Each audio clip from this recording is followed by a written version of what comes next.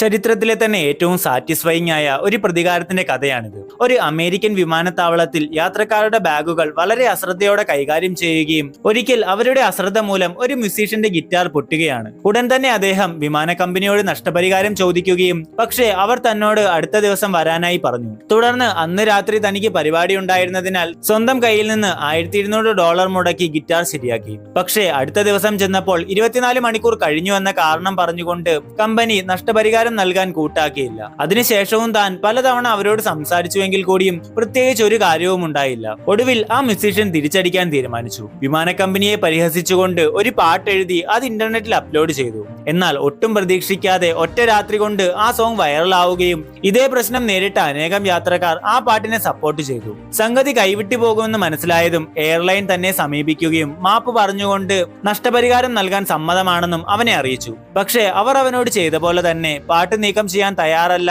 എന്നവൻ പറഞ്ഞു. പാട്ട് പുറത്തിറങ്ങി വെറും 4 ദിവസത്തിനുള്ളിൽ കമ്പനിയുടെ ഓഹരി വില 10% കുറയുകയും കൂടാതെ അതിന്റെ മാർക്കറ്റ് വാല്യൂ $180 മില്യൺ ഇടിഞ്ഞു. ഇതുപോലുള്ള കൂടുതൽ വീഡിയോസിനായി സബ്സ്ക്രൈബ് ചെയ്യുക.